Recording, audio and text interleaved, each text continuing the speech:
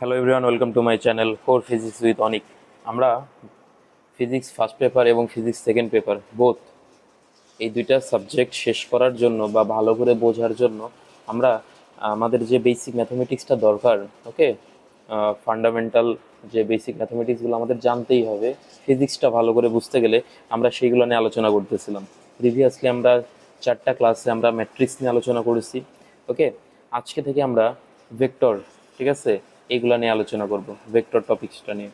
এখন ভেক্টর আমরা কিন্তু অ্যাকচুয়ালি আমাদের যেই ফিজিক্স ফার্স্ট পেপার আছে এখানে ভেক্টর কিন্তু আমাদের পড়া হবে আর কি, বাট অ্যাজ এ আমরা যেহেতু ম্যাথমেটিক্স পড়তেছি আমরা জানি যে ম্যাথমেটিক্স ফার্স্ট পেপারে কিন্তু আমাদের ভেক্টরস, দ্বিতীয় চ্যাপ্টারে কিন্তু ভেক্টরস আছে।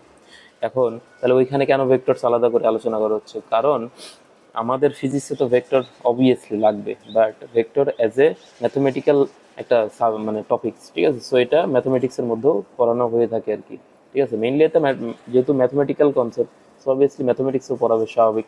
এখন ভেক্টর আমরা যখন ফিজিক্স ফার্স্ট পেপার পড়বো তখন কিন্তু আমরা একদম মানে বলা যায় যে ইন ডিটেলস আমরা পড়বো, ওকে। যখন আমরা ভেক্টরস ফার্স্ট পেপারে যখন ভেক্টর পড়বো তখন মনে করো যে একদম এ টু জেড আমরা পড়বো।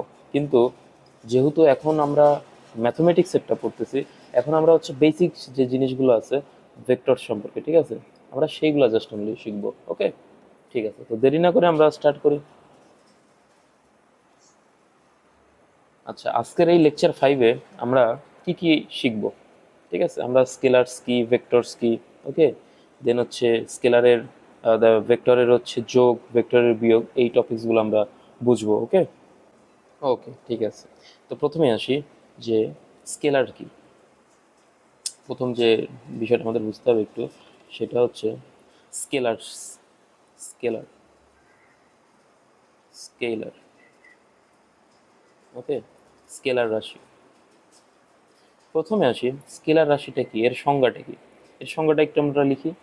যে রাশির বা যে রাশিকে প্রকাশ করতে শুধু মানের প্রয়োজন হয়, যে রাশিকে প্রকাশ করতে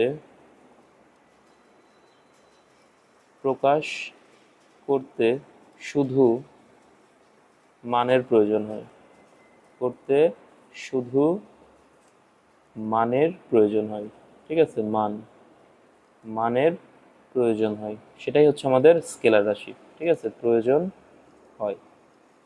ভালো কথা। যেহেতু এখানে বলতেছে শুধুমাত্র মানের প্রয়োজন হয়, দ্যাট মিনস আমাদের ডিরেকশন কিন্তু দরকার নেই, শুধু মানের প্রয়োজন হয়। যেরকম আমরা যদি একটা উদাহরণস্বরূপ বলি যে 20 ডিগ্রি সেলসিয়াস টেম্পারেচার সাপোজ আমরা বললি, ঠিক আছে, তাহলে 20 ডিগ্রি এই কোন দিকে এটা কি বলার দরকার আছে? না। আবার 10 কেজি ভরের কোনো একটা বস্তু, এটা প্রকাশ করতে কি আমার কোনো ডিরেকশন দেওয়ার প্রয়োজন আছে? না। সো এগুলো সবই কি আমাদের স্কেলার রাশি, বুঝাইতে পারছি? সো স্কেলার রাশি হচ্ছে সেই রাশি যেগুলোকে প্রকাশ করতে শুধুমাত্র মানের প্রয়োজন হবে, ম্যাগনিটিউড, ওকে।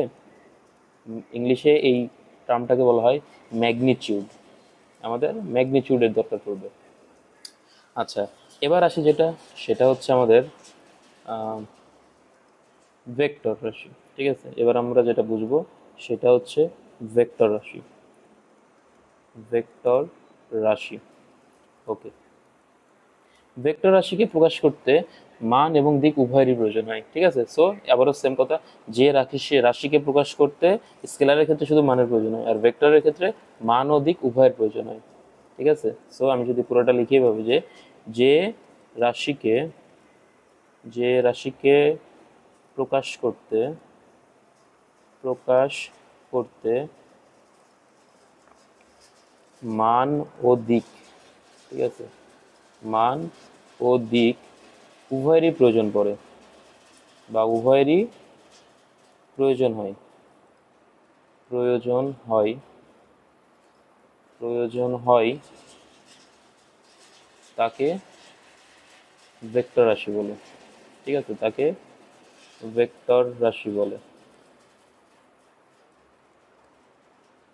রাশি বলে।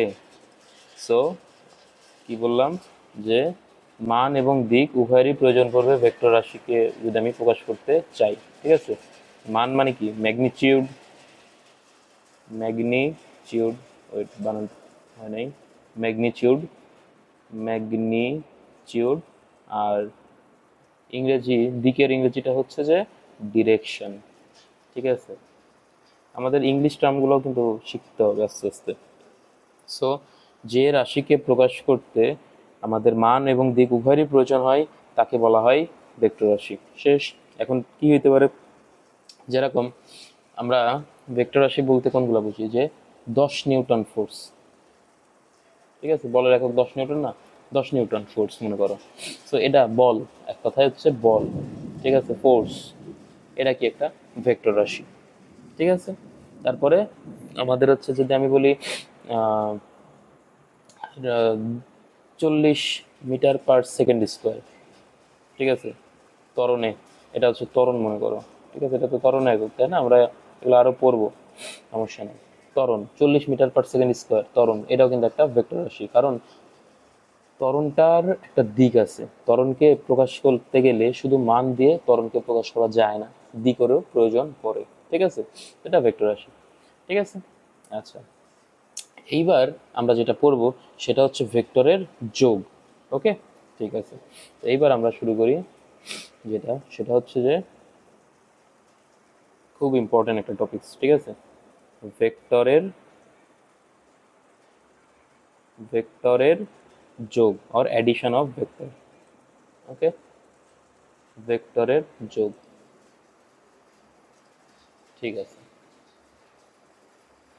এখন ভেক্টরের যোগ কনসেপ্টটা আমাদেরকে যদি বুঝতে হয় তাহলে একটু খেয়াল করি, যে আমি একটা আগে ডায়াগ্রাম আঁকাই। ওকে, ডায়াগ্রামটা একটু ভালোভাবে খেয়াল করি। সাপোজ আমি এই পয়েন্ট থেকে যাত্রা শুরু করলাম। ঠিক আছে, ওকে, সাপোজ ও পয়েন্ট থেকে, এটা সাপোজ আমি মূলবিন্দু আমি বললাম। ও পয়েন্ট থেকে যাত্রা শুরু করে আমি সাপোজ এইদিকে আসলাম, এইদিকে এ পয়েন্ট পর্যন্ত আসলাম। ওকে, এরপরে আমি এইখান থেকে সাপোজ এই দিকে গেলাম। ঠিক আছে, বি পয়েন্টে গেলাম। ঠিক আছে, তাহলে ও থেকে এতে গেলাম আর এ থেকে বিতে গেলাম। আমরা কি চাইলে এই ও থেকে যদি বিতে যাইতে চাই, এই পথটা না করে সবচাইতে ক্ষুদ্রতম যে দূরত্বটা হয়, যে এই যে এইখান থেকে এটা যদি যোগ করে দিই তাহলে সবচাইতে ক্ষুদ্রতম দূরত্ব হবে, আমরা কি ওই পথে যাইতে পারি না? হ্যাঁ, যাইতে পারি। সো আমরা ওইটা সাপোজ লিঙ্ক করলাম। ঠিক আছে, আমরা ওইটা লিঙ্ক করে দিই, যে আমরা তো চাইলে এখান থেকে এই এই পথ দিয়েও আমরা যাইতে পারি, ও থেকে বি ডিরেকশনে যাইতে পারি। সো এটাও পসিবল।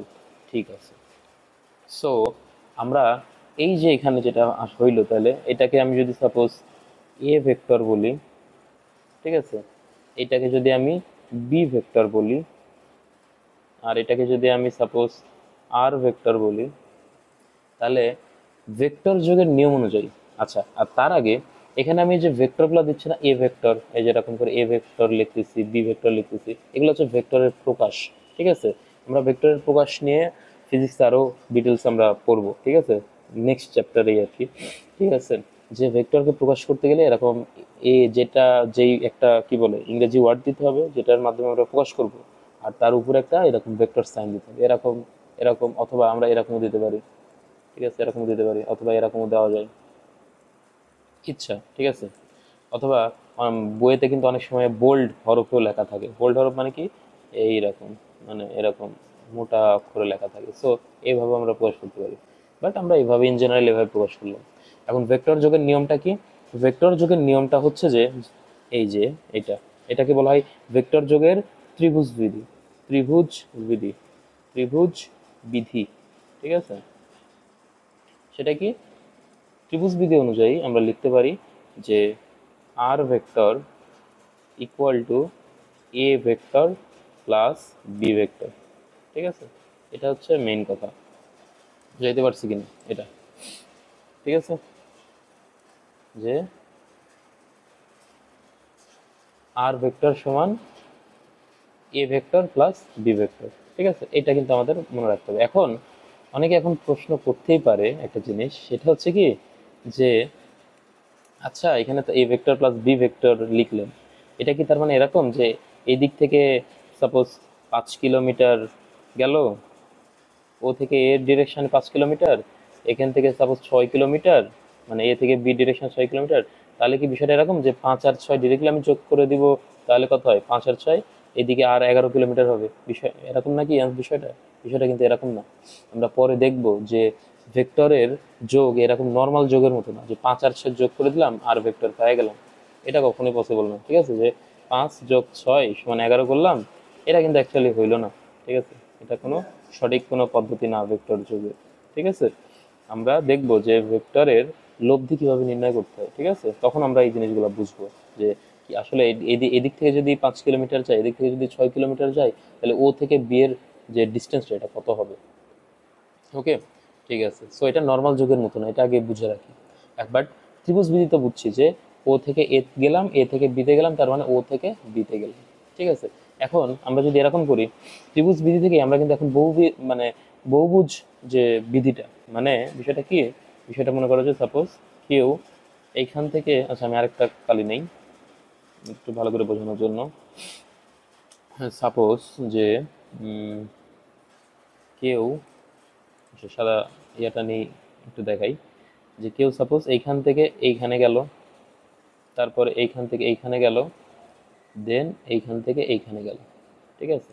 তার মানে ও থেকে এতে গেল, এ থেকে বিতে গেল, বি থেকে সিতে গেল। তাহলে আমি কি এটা বলতে পারি যে তার মানে সে অ্যাকচুয়ালি ও থেকে সিতে গেছে? সহজ হিসাব না?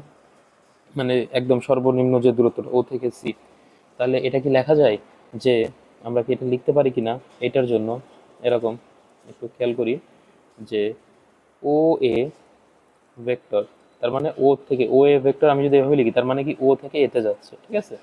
সো ও এ ভেক্টর যোগ এ বি ভেক্টর, মানে এ থেকে বিতে যাচ্ছে, এ থেকে বিতে যাচ্ছে, ঠিক আছে, যোগ বিসি ভেক্টর সমান ও সি ভেক্টর। এটা কি লেখা যায়? লেখা যায় কিনা আগে এটুকু বুঝি, ঠিক আছে? যদি এটার প্রমাণটা আমাদের বুঝতে হয়, তাহলে আমরা এখান থেকে প্রমাণটা বুঝতে পারি এটা লেখা যায় কিনা। আমরা প্রমাণটা দেখাইতে পারি, ঠিক আছে? সহজ প্রমাণ একদম, ঠিক আছে? এটা কিভাবে আসলো? এই যে ও থেকে এ, এ থেকে বি, বি থেকে সি, তার মানে ও থেকে সি, এটা প্রিভিয়াসলি আমরা এটা দেখেছি। ও থেকে এ, এইটাকে আমরা জাস্ট মানে এই মানে প্রকাশ করছি এইভাবে, ঠিক আছে, সংক্ষেপে প্রকাশ করছি, বাট এটা অ্যাকচুয়ালি এরকম না। ও থেকে এ, মানে ও থেকে এতে গেছে, যোগ এ থেকে বিতে গেছে, যোগ, মানে আর আর তো যোগ নাই, ঠিক আছে? তার মানে এইটুকুই তো গেছে, এইটা সমানই কি হবে, ও থেকে বিতে গেছে। আর ও এ মানেই তো এ ভেক্টর, এই জন্য এ ভেক্টর দিচ্ছি, আর এ বি মানেই কি বি ভেক্টর, হচ্ছে বি ভেক্টর দিচ্ছি, আর ও বি মানেই হচ্ছে আর ভেক্টর দিচ্ছি, এই জন্য এটাই মানে এটা একই কথা। এখন এই ত্রিভুজটার জন্য বা মানে সরি এই বহুভুজটার জন্য এটাকে আমরা লিখতে পারি, এটার প্রমাণটা আমরা একটু দেখি যে এটা লেখা যায় কিনা, ঠিক আছে? খুবই সহজ। কিরকম? আমরা এখানে এই একটা ত্রিভুজ যদি আঁকাই ফেলাই, সাপোজ এটা কি একটা ত্রিভুজ হবে না? এটাও তো লেখা যায়, তাই না? আমরা যদি এই ত্রিভুজটাকে চিন্তা করি, এই ত্রিভুজটা, ঠিক আছে, এই ত্রিভুজটার জন্য কি এটা লেখা যায়? আমরা প্রমাণটা দেখতেছি, ঠিক আছে? এই যে প্রমাণটা, একটু দেখি প্রমাণটা যে ত্রিভুজ ও এ বিতে আমরা কি লিখতে পারি, যে ও এ ভেক্টর যোগ এ বি ভেক্টর, ঠিক আছে? এটা মানে কি ও বি ভেক্টর, লেখা যায়। আচ্ছা, ঠিক আছে। এইবার আমরা এই ত্রিভুজটার দিকে তাকাই, এই ত্রিভুজটা, দ্যাট ইজ এটা তো গেল। এবার আমরা তাকাবো ত্রিভুজ ও বি সি এর দিকে, একটু খেয়াল করি। ও বি সিতে আমরা কি লিখতে পারি? ও বি ভেক্টর, ও বি ভেক্টর যোগ বিসি ভেক্টর সমান কি লেখা যায়? OC vector. সহজ হিসাব না? সহজ হিসাব। আর ওবি ভেক্টর এই আমি কেবল পেলাম না যে এই যে এটা ওবি ভেক্টর মানে যে ও এ যোগ এ বি, এ বি, ঠিক আছে, এটা পাইছি ওবি মানে, যোগ বিসি সমান কি ওসি। দেখো আমার কিন্তু চলে আসছে যে ও এ যোগ এ বি যোগ বিসি সমান ওসি। প্রমাণিত না? সহজ হিসাব না? খুবই সহজ কিন্তু এটা। এইবার আমরা যেটা দেখব সেটা হচ্ছে ভেক্টরের বিয়োগ, এবং এটা দেখে আমাদের আজকের লেকচারটা কমপ্লিট হবে, ঠিক আছে? সেটা হলো ভেক্টরের বিয়োগ, ঠিক আছে? ভেক্টরের বিয়োগ খুবই সহজ জিনিস, ঠিক আছে, যোগ যদি কেউ বুঝতে পারে, বিয়োগ বোঝা জাস্ট 1 মিনিটের কাজ। ঠিক আছে, ভেক্টরের বিয়োগ এবার আমরা বুঝবো। আচ্ছা, তার জন্য আমরা চিন্তা করি যে সাপোজ কেউ এই দিক থেকে এই দিকে যাচ্ছে, ঠিক আছে, সমস্যা নাই তো, ঠিক আছে, ও থেকে এতে গেল, এরপরে এ থেকে সাপোজ বিতে গেল, সাপোজ। এখন আমি এরকম চিন্তা করলাম যে এই যে এ থেকে বি মানে এ বি ভেক্টর যেটা আছে, এটাকে আমি যদি 180 ডিগ্রি কোণে ঘুরাই দিই, তাহলে নিশ্চয়ই এরকম হবে। ঠিক আছে, এ সাপোজ এটাকে আমি নতুন নাম দিলাম, ঠিক আছে, বি প্রাইম নাম দিলাম সাপোজ। ঠিক আছে, তার মানে আমি জাস্ট এই বি ভেক্টরটাকে কি করছি, 180 ডিগ্রি কোণে শিফট করাই দিছি। ঠিক আছে, যেটাকে বলা হয় বিপরীত ভেক্টর। আমরা তার মানে কি নিচ্ছি, এই এবি ভেক্টরের এবি ভেক্টরের এবি ভেক্টরের বিপরীত ভেক্টরটা আমরা নিচ্ছি, বিপরীত ভেক্টর, বিপরীত ভেক্টর নিচ্ছি আমরা। ওকে, এইটাই হচ্ছে আমাদের এই এইটা বিপরীত ভেক্টর। এখন বিপরীত ভেক্টর কিভাবে নিতে হয়, 180 ডিগ্রি কোণে ঘুরাই দিলেই আমাদের কিন্তু বিপরীত ভেক্টরটা চলে আসবে। ওকে, আচ্ছা, এইবার সেম কনসেপ্ট, যে এটা কি হলো, ও থেকে এতে গেল, এ থেকে বি প্রাইমে গেল, দ্যাট মিন্স কি, দ্যাট মিন্স আমাদের হচ্ছে যে এই যে এটা যদি আমি যোগ করে দিই, যোগ হবে না, ত্রিভুজ ভেক্টর যোগের ত্রিভুজ বিধি, এরকম হবে না বিষয়টা, ভেক্টর যোগের ত্রিভুজ বিধিতে তো কোনো সমস্যা নেই, তাই না, এটা ওকে। ঠিক আছে, এখন যে বিষয়টা সেটা হচ্ছে যে আমি যদি এই ভেক্টরটাকে সাপোজ নাম দিলাম, ঠিক আছে, একটা নাম দিই, সাপোজ কি নাম দেওয়া যায়, সাপোজ এটাকে নাম দিলাম আমাদের এ ভেক্টর। ঠিক আছে, এটাকে আমি নাম দিলাম এ ভেক্টর। এ বি মানে হচ্ছে আমাদের সাপোজ বি ভেক্টর। ঠিক আছে, তাহলে এ বি প্রাইম তাহলে আমাদের কি হবে, মাইনাস বি ভেক্টর, কারণ আমি ডিরেকশন আমি চেঞ্জ করে দিচ্ছি। ঠিক আছে, বিপরীত ভেক্টর নিচ্ছি, সো মাইনাস বি ভেক্টর হবে না। হ্যাঁ, তাহলে ও বি প্রাইম তাহলে কি হবে, তাহলে ও বি প্রাইম আমি যদি বলি এটা সাপোজ এন ভেক্টর। ঠিক আছে, তাহলে আমি এন ভেক্টর সমান কি লিখতে পারবো, তাহলে ত্রিভুজ বিধি যেটা, যে এই ত্রিভুজে ও এ বি প্রাইম ত্রিভুজের দিকে একটু খেয়াল করি। ঠিক আছে, এখানে কি লেখা যায়, এই ত্রিভুজটা হয়তো আমরা কি লিখতে পারি বলো, এই ত্রিভুজটা হইতে কি আমরা কি এটা লিখতে পারি না যে ও এ যোগ A B prime is equal to আমাদের ও বি প্রাইম, এটা কি লেখা যায়, সহজ হিসাব, ঠিক কিনা। তাহলে আমাদের ও এ, ও এ মানে কি, এ ভেক্টর, এই যে এ ভেক্টর। আচ্ছা, এটাকে আমি সাপোজ একটু অন্য কালি দিয়ে লিখি, তাহলে বুঝতে সুবিধা হবে। এটা তো আমাদের A vector, A B prime মানে কি, মাইনাস বি ভেক্টর, ঠিক কিনা, মাইনাস বি ভেক্টর। আর ও বি মানে কি আমাদের N vector, equal to N vector. তাহলে এই যে আমরা পেয়ে গেছি আমাদের ভেক্টর বিয়োগের ত্রিভুজ বিধি। এটা অ্যাকচুয়ালি জাস্ট যোগ বিধিটাই, জাস্ট আমরা কি করছি, যোগের ক্ষেত্রে আমরা বিপরীত ভেক্টর নিতাম না, ওই যে ডিরেকশনে ভেক্টর ছিল ওই ডিরেকশনে ভেক্টরটাই নিতাম। বাট আমরা যদি ভেক্টরকে 180 ডিগ্রি করে ঘুরাই দিই, তাহলে সেটা হবে বিপরীত ভেক্টর। ওই বিপরীত ভেক্টরটা নিয়ে আমরা অ্যাকচুয়ালি কি করছি, এই ত্রিভুজে যোগের ত্রিভুজ বিধি খাটাইছি। ওইটার মাধ্যমে আমরা যে ফর্মুলাটা পাইলাম সেটাই হচ্ছে অ্যাকচুয়ালি ভেক্টর বিয়োগের ত্রিভুজ বিধির ফর্মুলা। সহজ না, খুবই সহজ। তো আমি আশা করি আজকের টপিকসগুলো আমি বুঝাইতে পারছি। আজকে আমরা স্কেলার কি, ভেক্টরস কি, এগুলো নিয়ে আলোচনা করছি, এবং ভেক্টরের অ্যাডিশন এবং ভেক্টরের হচ্ছে সাবট্রাকশন আমরা আলোচনা করছি, সাবট্রাকশন, এই দুইটা টপিকস আলোচনা করছি। ওকে, নেক্সট ক্লাসে আমরা আলোচনা করব ভেক্টরের দ্বিমাত্রিক স্থানাঙ্ক ব্যবস্থায় ভেক্টরের প্রকাশ। ওকে, তো আমি আশা করি বুঝাইতে পারছি। সবাই ভালো থাকো, সুস্থ থাকো, আজকের মতো এতটুকুই। Thank you.